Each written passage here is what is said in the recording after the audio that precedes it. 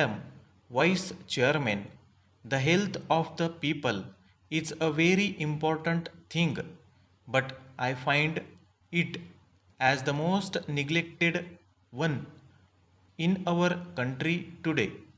The country is spending crores of rupees over some aspects of reconstruction, but the provision for the physical well being of man and his good health continues to be very disappointing.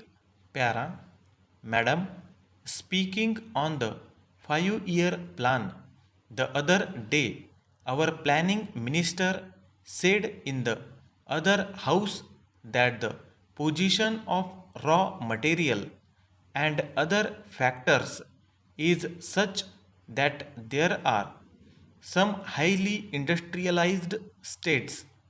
There are some so called industrialized states, and there are some states like Kerala and Uttar Pradesh which are not at all industrialized, and he gave the reasons for that.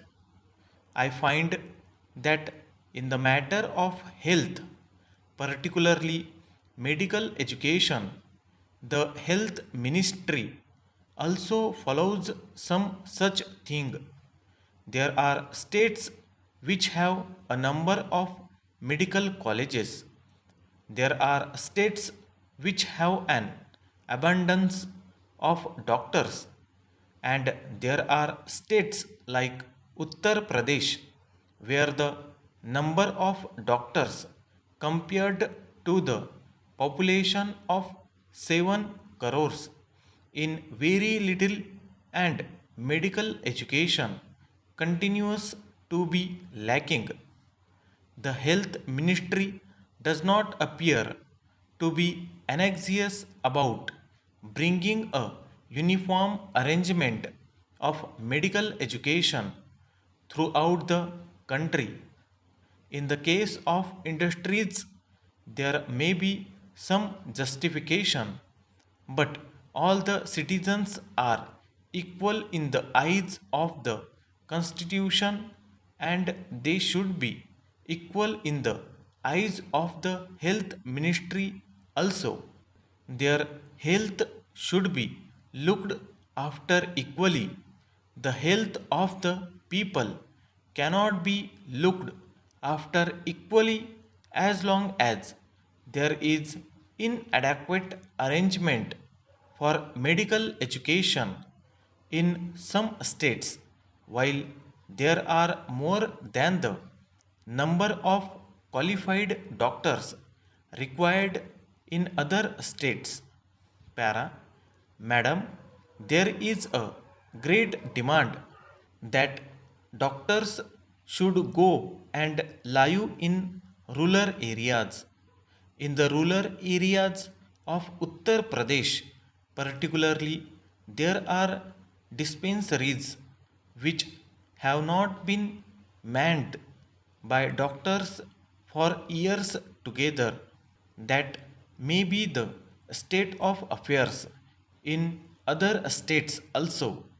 All over the country, there is a great dearth of medical arrangements in the rural areas, and we are told that this is because the doctors are not willing to go to rural areas.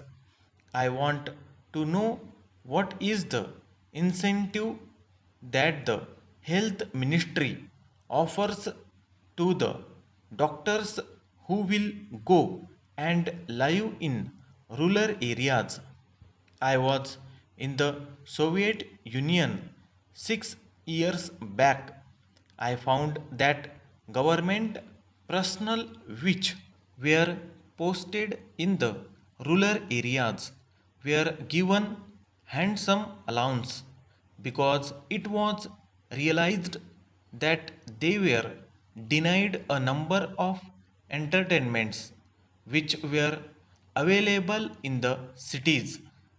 it was realized that they had to make arrangements for the education of their children in the cities. I found that doctors as well as other government personnel posted in the rural areas were given handsome allowances because they were stationed in rural areas. Here we pay lip service to the rural areas.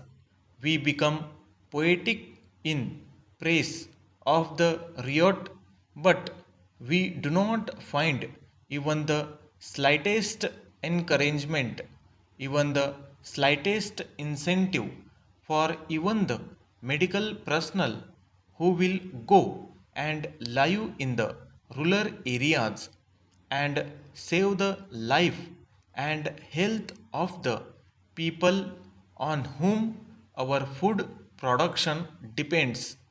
I feel that unless something of this sort is done, this disparity between urban areas and rural areas will continue.